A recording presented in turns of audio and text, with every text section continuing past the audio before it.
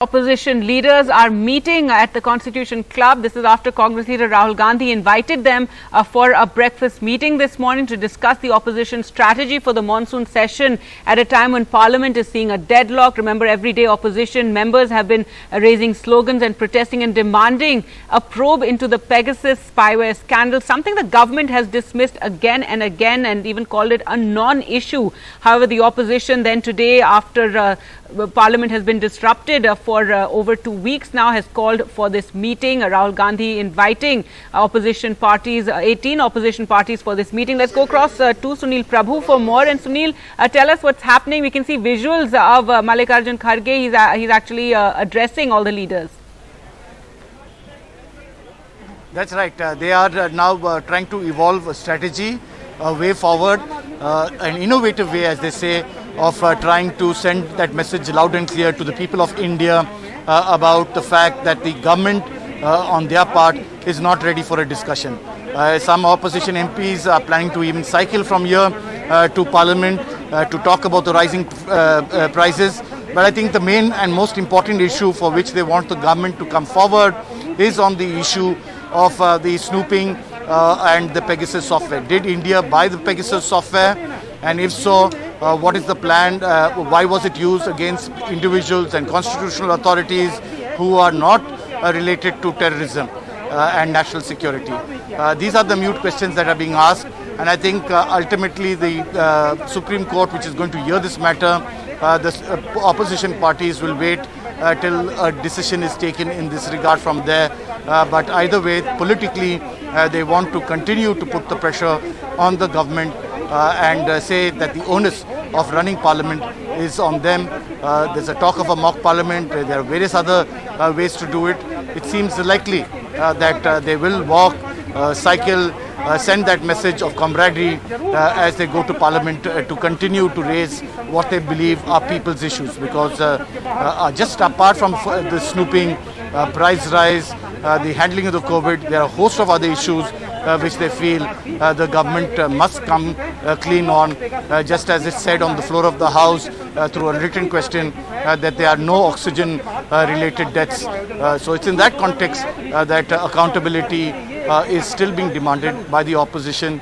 The government, of course, has been dialing up but not being able to reach out and find a resolution on how they want to take up this matter of phone snooping. Right, Sunil, have there been any attempts really to, reach out in a sense to the opposition? Because that's what we see that usually happens when the Parliament is deadlocked in this manner.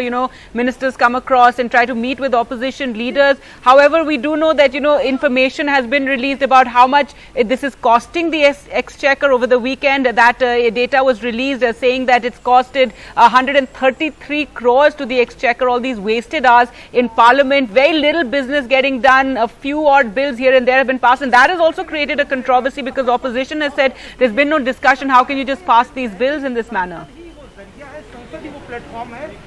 That's right. It's a no-brainer actually, Gargi, when you say 133 crores. We all know that every minute of Parliament costs nearly 2.5 lakhs of rupees. The onus of running Parliament, who convenes Parliament? It's the government. The President summons it on the Cabinet's recommendation. And it is for the Cabinet and the government to allow Parliament to function, to ensure that they are able to get ahead with government business, not pass legislation in the manner it has done within minutes without any proper discussion and amidst the din.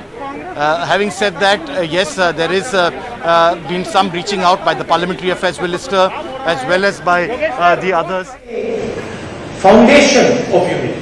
And then within that foundation of unity, we can have a few discussions and few arguments where we disagree with each other. But I think it is important that now we start to come up with the principles of the foundation of this unity. Finally, Kharge ji mentioned something which is, I don't know if many of you would like to do it or not, and it's completely up to you. I thought that as far as the fuel price is concerned, the people of India are struggling. They are struggling with the amount of money they have to pay for their cars. So I thought symbolically, if we go from here to Parliament on cycles, it would have an interesting impact. It would have a media impact as well, and people would see that the opposition feels the pain of the fuel prices. That's anybody who, of course, many people won't be able to do it. They'll be uncomfortable, but only people who are comfortable riding a cycle, we've arranged the cycle route. So thank you very much again.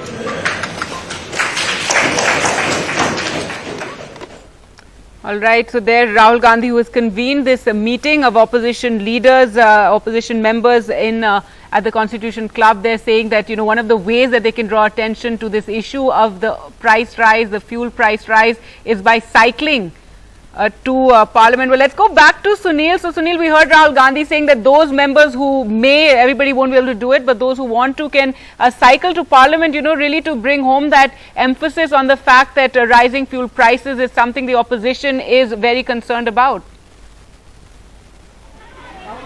That's right, and as we can see, they're saying roll back fuel, gas, cooking oil, loot. 2014 LPG was 410 rupees. In 2014, diesel was 55 rupees. And it's in that backdrop that they continue to protest. I think symbolic way, but that's the procedure now that parliamentarians are getting ready to make their presence felt. Over 100 members of parliament from Constitution Club will be coming here from Constitution Club, marching and cycling to Parliament House to send that message that this is something that they want to talk about. When they say there are, as you can say, you know, in 2014 was 71 rupees. Today we are all talking about three figures, 100 and odd, and it's in that context that this entire situation has erupted.